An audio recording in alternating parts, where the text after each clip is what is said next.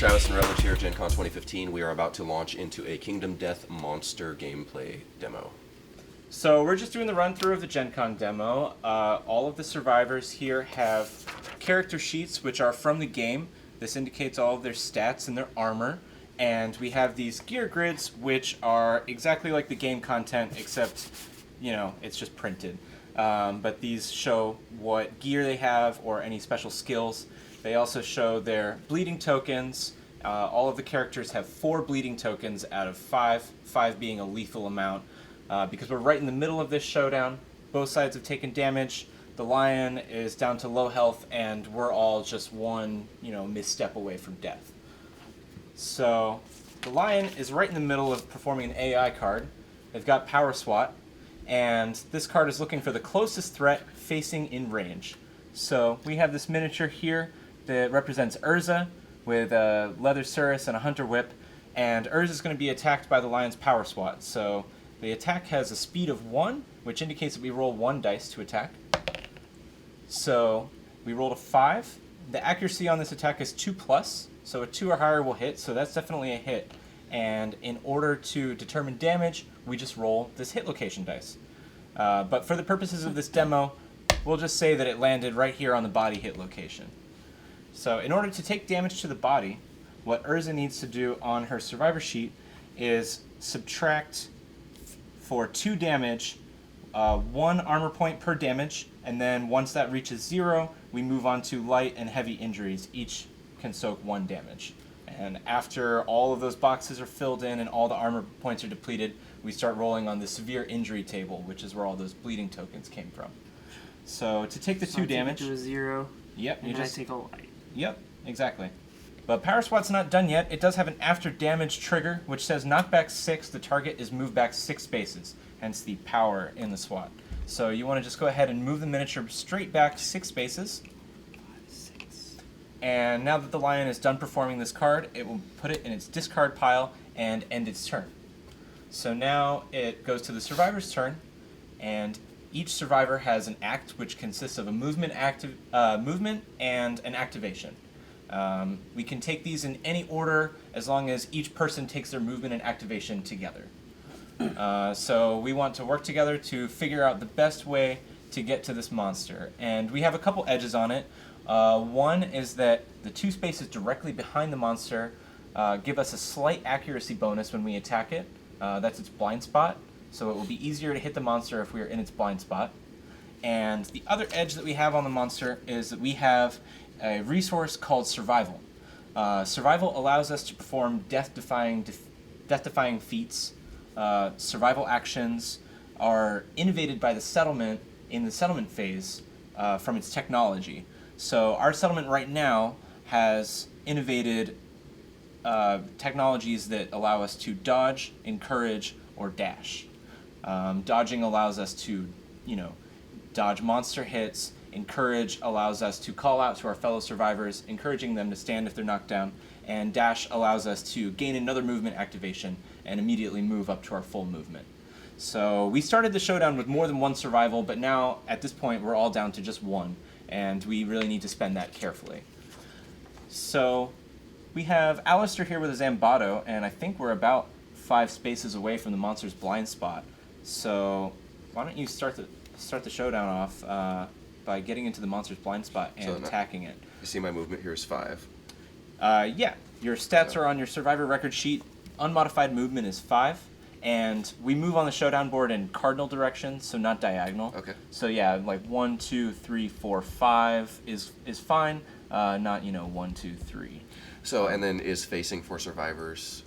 No, survivors are only 1 space, so facing is not really important for them. But the monster facing is definitely real. Okay. So yeah, that sounds like a good idea. So. All right. So I'll just walk you through the attack once you get there. And bear in mind, you can move and attack in any order. If you started right next to the monster, you could attack and then move. Can you move part of your movement, attack, and then continue to move? No, you can't split up your actions. Okay. So you have a Zambato, which is a low-speed weapon, but is very high strength. And the way that we know that it is low speed but high strength is by looking at the attack profile on the gear card. So the attack profile indicates that you must spend your activation, which you gain every turn, to activate the weapon to make the attack. The first number is the speed, which indicates that you roll 1 dice. And the second number is your target accuracy, and your third number is the weapon's strength. So to make your attack, go ahead and roll dice equal to the weapon's speed, which is 1. So I roll my 1 die, and I'm hoping for a 6+, correct? You're actually hoping for a 5+ because you're in the monster's blind Got spot. it. So you get the +1 accuracy bonus. All right, so a 10. That's definitely a hit. Each time we hit the monster, we draw 1 hit location card. All right. And if we were to draw multiple, we could resolve them in any order we chose. So the first hit location we've drawn is the beast's tail. Fitting. You're behind the monster, and you've hit him in the tail. So this card has a reflex on it, but first we need to attempt to wound. Okay. So in order to make your wound attempt, go ahead and roll your d10 again. The monster's toughness is 10.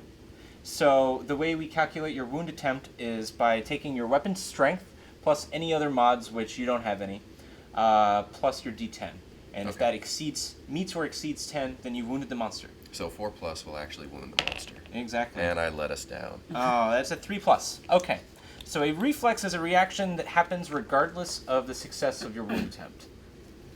So no matter what, this is going to fire after you attempt to wound. And this reflex says he full moves forward in a straight line, and if there was anybody in front of him, he would have grabbed them and taken them with him. But since there's not, we just go ahead and move him his full movement, which is 6 spaces. So 1, 2, 3, 4, 5, 6. Oh, hi. Yeah, hey. So in this hit location looks like it's actually specific to this particular monster. Is that true? That's right. Every AI and hit location card is specific to that monster. The monster's hit location deck is more or less the same every showdown encounter, but the monster's AI deck is constructed randomly from an AI recipe. So there are 3 levels of AI cards: basic, advanced, and legendary. And there are 3 levels of monster: 1, 2, and 3. As you increase in monster levels, you'll find that the AI deck will have less basic cards and more advanced cards. And finally, you start to see the legendary cards in the higher level monster encounters. So it could be many showdowns before you see all of the monster's AI cards. So now that the monsters move pretty well out of range, my survivor, Zachary here with the King Spear, can't really get anywhere. But Urza with the Whip is right where she needs to be. So why don't you go ahead and move around into the monster's blind spot and attack with your Hunter Whip.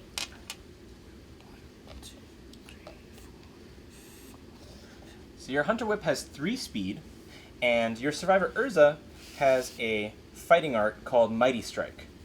Fighting arts are special skills that you earn throughout the game. Your survivors earn them, and they help them defeat the monsters. So this one says on a perfect hit, you gain +2 strength until the end of the attack.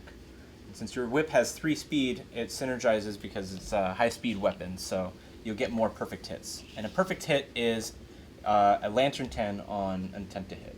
So basically, you roll your dice to try to hit the monster. Any 10s that you roll will result in a perfect hit. And no. All right. So your target was the whip's accuracy of 6, and modified by the monster's blind spot, we've got 5 or plus hits, so you hit 1 time. So we draw the Straining Neck. So you're striking at the monster's throat. It doesn't look like there's any penalties or bonuses for attacking it. There is a critical wound effect that we can get to, but that's only if you roll a Lantern 10, which would result in a critical wound. So go ahead and roll your d10. Just 1? Yep, just 1. 1 hit. All right, a 7. So your whip strength is 3, and the monster's toughness is 10, so that's a wound. Yeah. Every time we wound the monster, we take the top AI card in the monster's AI deck and move it into the wound stack. We don't see that card anymore. If we were to remove all of the AI cards from the monster's AI and discard by wounding it, and then wound it 1 more time, we would defeat the monster. So as we wound the monster, we are limiting its range of actions. You'll start to see it perform the same cards over and over again as it loses memory of what to perform until eventually it's down to just its basic action, and that's its death throes. And once you wound it, its last time, then that will be victory for you. So that's the first wound. That's off to a good start, and there's not much I can do out here in the nosebleeds, so I'm just going to move 5 spaces towards the monster. And now that all of us have spent our movement and activation, it goes back to the monster turn. Usually, if we were playing with a 4-player campaign, players would take turns controlling the monster. It doesn't really matter who controls the monster because the monster's AI cards are completely self-guiding. So the next monster card is Enraged.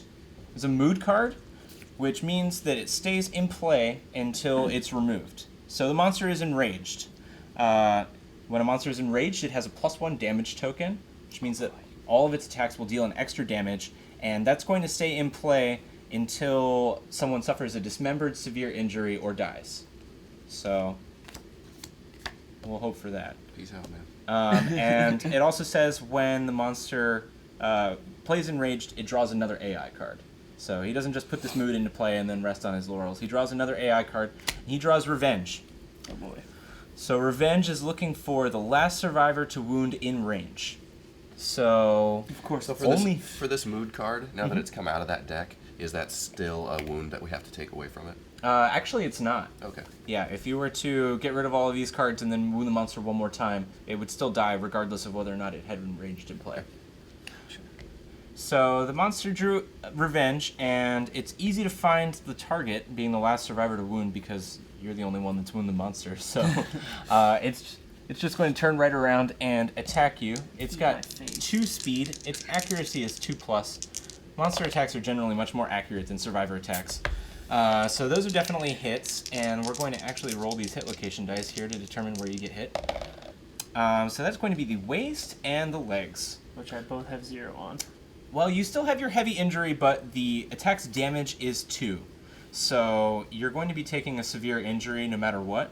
However, you can spend your survival to negate one of these hit locations, and that would mean that you take 0 damage from that attack. I take 1 from the other. Yeah, you wouldn't be able to get rid of both of them. Okay. But if you want to get rid of the waist or the legs, I would probably use that. Yeah, I would say you should use it. You have 4 bleeding tokens. If you get a 5th bleeding token, you'll die. And almost all of the severe injuries on the severe injury table result in gaining a bleeding token. So there's already a really high chance of death here. So I'll use Surge. So that we don't. That's the one we don't have. In order to perform a survival action, you just spend the survival that you have. Oh, you spend the survival. Gotcha. Yep. So you have 1, 0. and you would just spend your 1 survival, Down to erasing 0. the 1 and putting it down to 0, and Eliminate the waist. dodge the waist. Okay.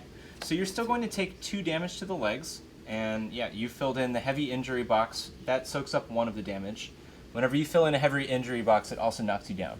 So your survivor's going to get knocked down, and that last damage is going to squeak through, and that's what's going to cause the severe injury.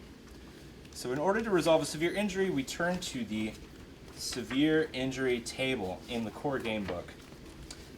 Each hit location has a D10 table that tells you what happens when you suffer a severe injury. So you're going to want to roll a D10 and see what happens to your legs. Oh boy. It's gonna be bad. A 2. All right. A 2 on the legs is bleeding, which gains you 2 bleeding tokens.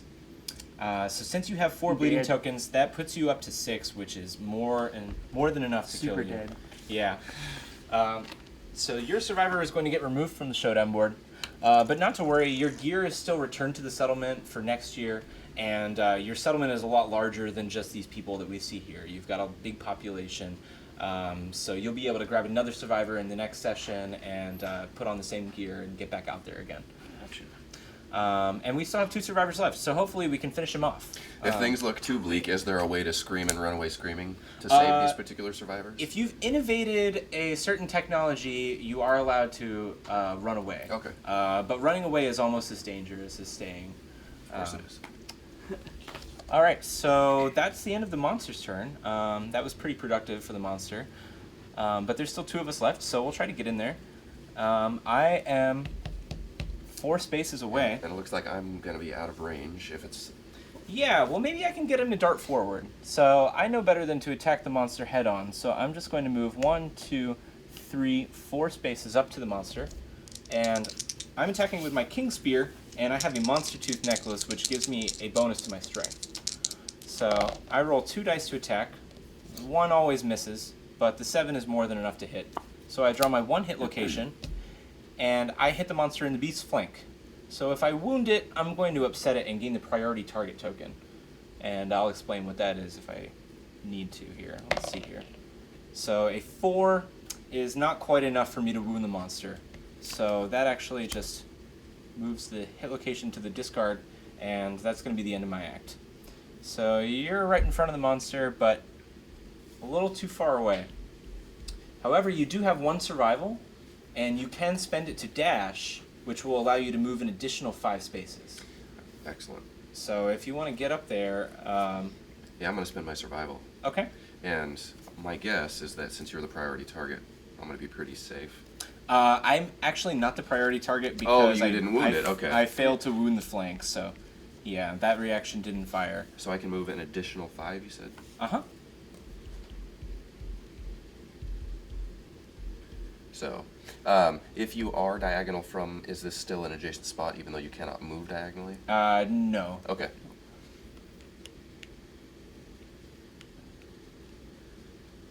Yeah, so not quite enough to get into the blind spot, quite. but you're still on its flank, and that's good. And so my weapon's So- slow, so I get 1 die. Mm-hmm. And I'm looking for 6+ because I'm not in the blind spot. That's right.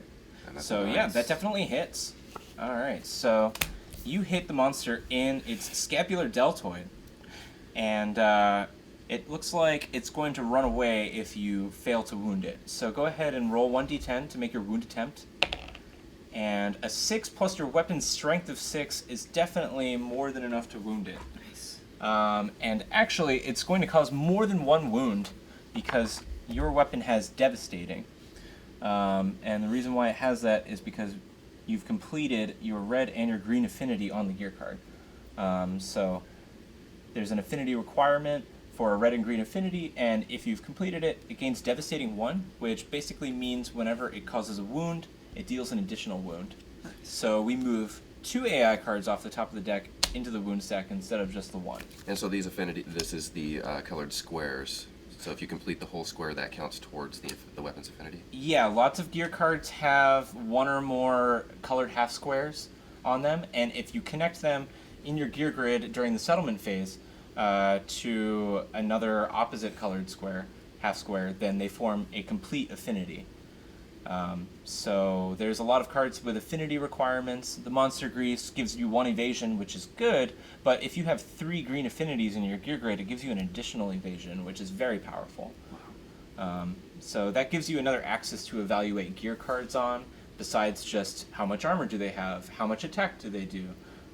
Instead, sometimes you want to look at what affinities do I need to make this cool thing happen. And where can I place it on my grid to maximize that affinity? Yeah, exactly. Okay. Yeah, so you've got your 9 spaces, and sort of that's your sort of Rubik's cube that you're messing with as you're gearing up your survivor during the settlement phase. All right, so you wounded the monster twice. That's great. That's a lot better than I did. But it's the end of our turn, so it passes back to the monster's turn, and he's going to draw another AI card. This card is Grasp. So the first target that the AI card is looking for is the closest knockdown survivor in range. But none of us are knocked down, so it's going to next move down to the next targeting protocol, which is closest survivor in range. Both of us are equally close, so as a monster controller, I'm going to choose to randomize. So on a low roll, he'll attack me. On a high roll, he'll attack you. So that's a low roll, so he's going to go after me. So he's going to turn to face me, and he rolls his 1 speed to attack. He hits on a 2+, because the lion hardly ever misses. And that's definitely a hit, and he's going to hit me in the arms. So I see here that Grasp has an after damage trigger that causes the lion to isolate his prey, which would be to drag me away from everybody and grab me and knock me down. That sounds really nasty. Sounds like a great opportunity for me to spend my 1 survival to dodge. So I'm just going to go ahead and do that. So I'm going to remove my 1 survival from my record sheet. And I don't even need to roll a hit location because I know that I'm going to dodge that attack. So I'm all out of survival, and I think you are too. I am. Yeah, so we don't really have very many ways to regain survival during the showdown. But during the settlement phase, we can use our technology and our gear and our innovations to boost our survival back up. That way, whenever we depart, we have a lot of survival and a lot of extra tricks up our sleeves for when we fight the monsters. Our survival limit starts off pretty low at the beginning of the campaign, 1 or 2, but as the campaign progresses, not only does the number of survival actions increase, but the number of survival that you have during the showdown to spend also increases. So that's the end of the monster's turn, so he's going to pass back to our turn. You're right in the monster's blind spot, so I would say that's a great opportunity for you to take a swing with your Zambato. Definitely. All right, so the 7 is a hit. So right in the monster's soft belly. Debilitating blow. Okay, so there is no positive or negative about attempting to wound that, which is great, and it looks like there's a pretty juicy critical wound effect. So if you roll a Lantern 10, you would get the critical wound effect there. All right, well, let's make it happen. Oh, an 8. Well, it's definitely enough to wound, even though it's not a critical wound. So we were all out of cards in the monster's AI deck, but we still have a few cards in the discard. So in order to resolve this wound, we just shuffle the discard back into the AI deck, and then move 2 cards into the wound stack.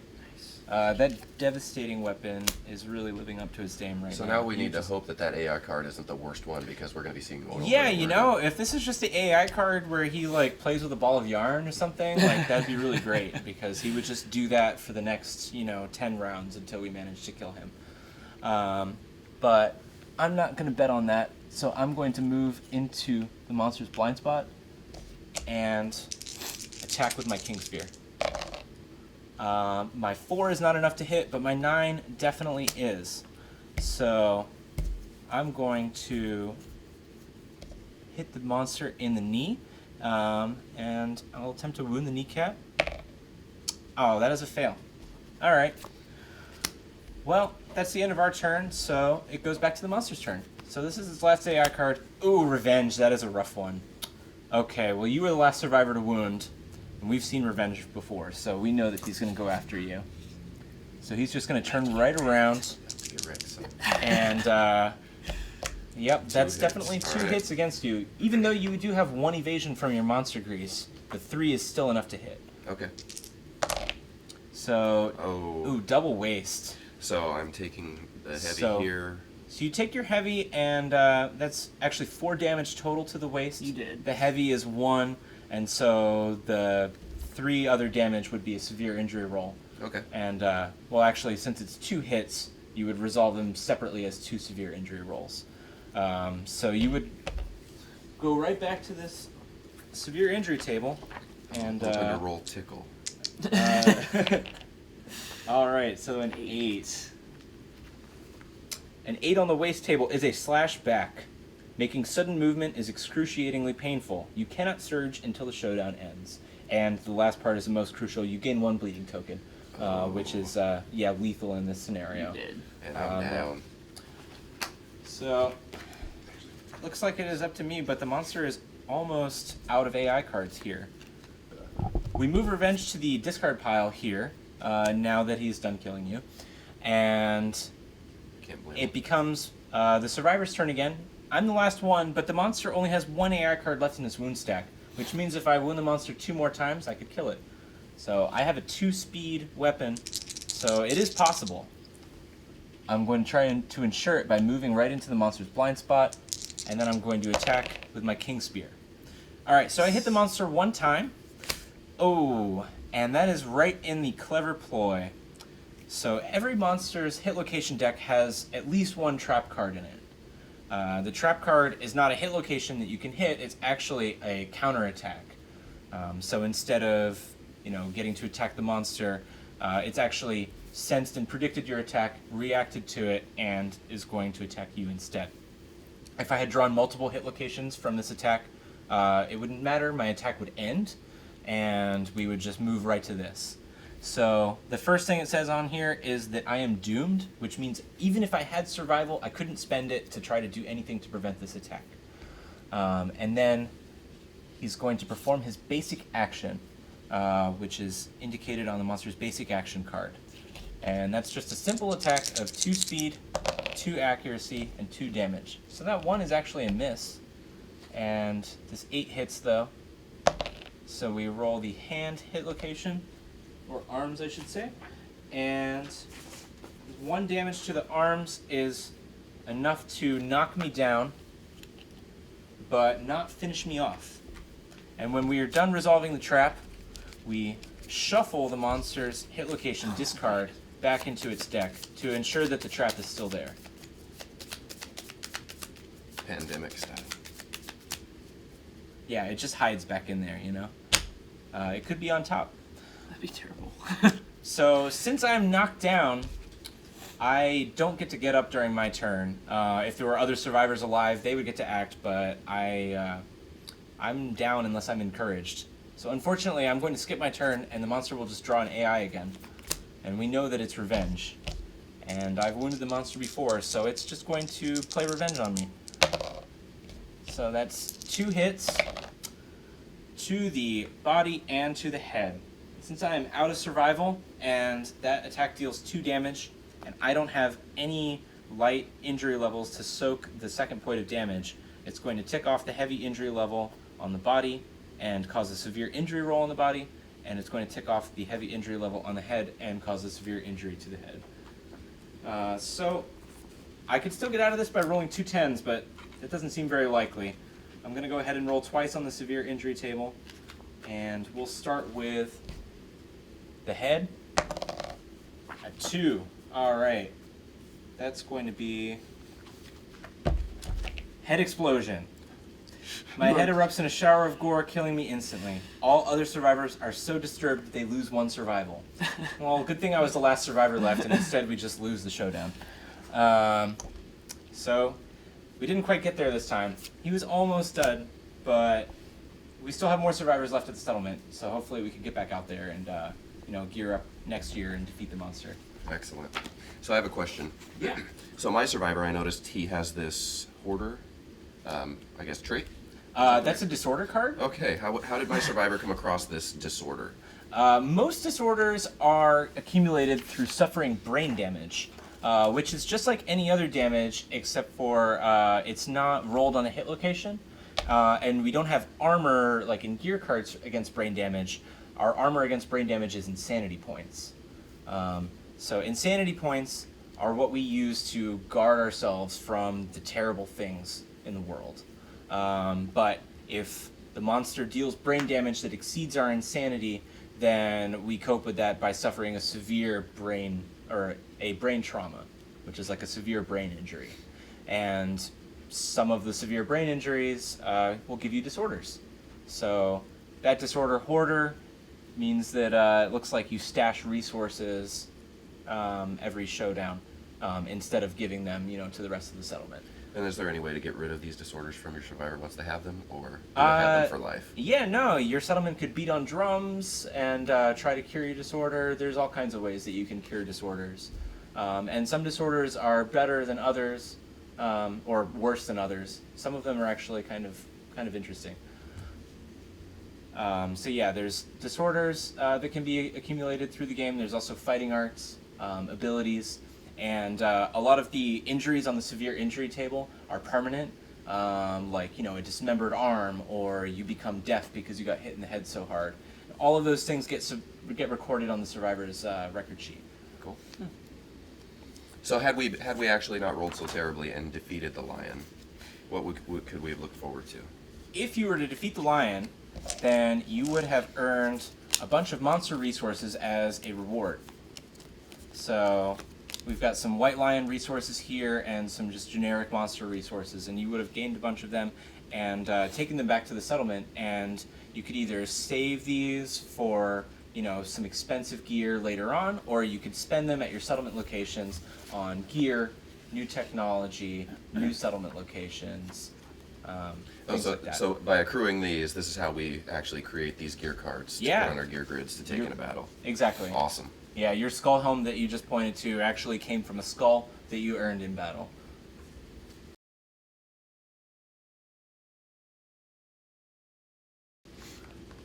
So, yeah, these monster resources that you earn from killing the monsters, the main place where you spend them is at settlement locations. which are on these big cards here. So this is a skinnery. This is where you build rawhide armor, and there's a couple other miscellaneous rawhide pieces of gear. And the cost is indicated on the side. So most of these rawhide gear cost, just a hide. This one costs a hide and a bone, and requires that you've innovated the drum innovation before you can build a rawhide drum. And it also allows you to build the leather worker. So if you were to build the leather worker, then you would have this location, which is like an upgraded skinnery.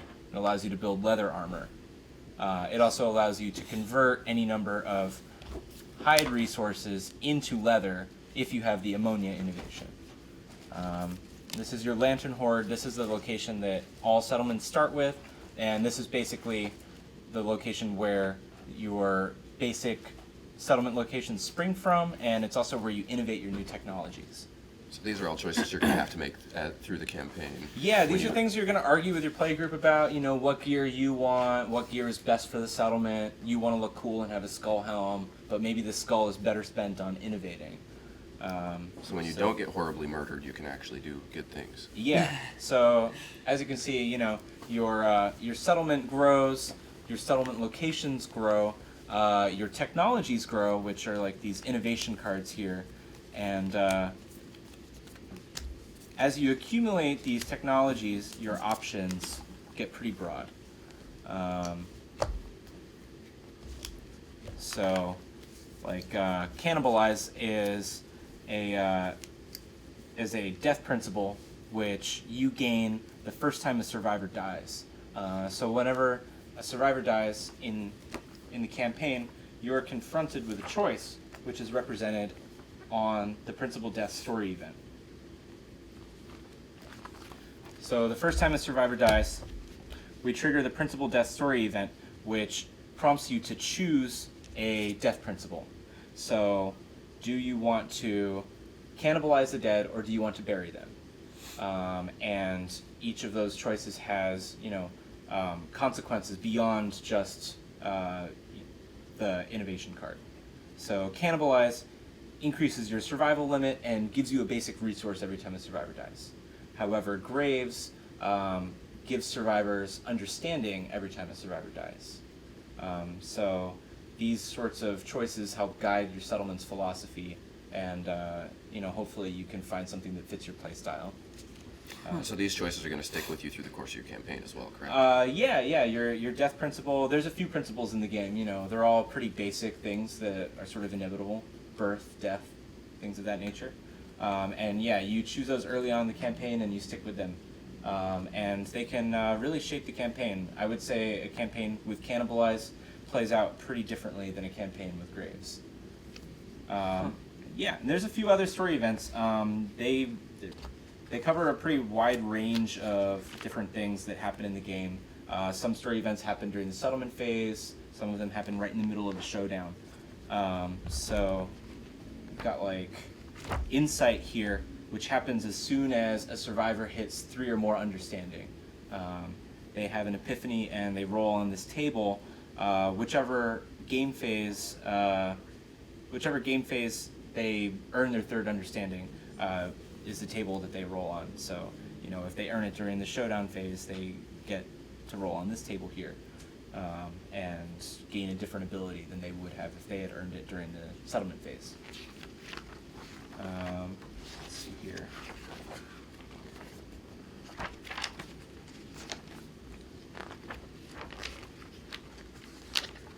I don't know, I'm just sort of looking around.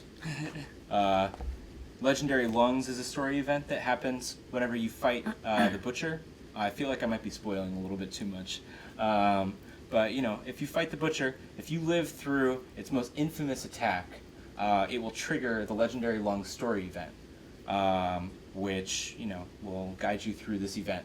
And if you get really lucky, you could even earn a secret fighting art. So yeah, this book is pretty huge. It's almost 250 pages, but very little of that is actually rules. So it starts off with this intro story, and that leads right into our tutorial, which teaches you how to play the game. And then, we've got some rules 30 or 40 pages of rules, but most of the book after that is going to be, we've got random hunt events and a whole bunch of story events. All of these events have full-page artwork, and we even threw a comic book at the end of the book that takes up 30 pages. So there's a lot of pictures in here, a lot more pictures than text. And you're not even going to get all the way through the book in one campaign. So, yeah, definitely not just rules in here. Nice. Cool. Yeah. All right. That's awesome. For the people that want to know more, you're gonna need to go buy the game.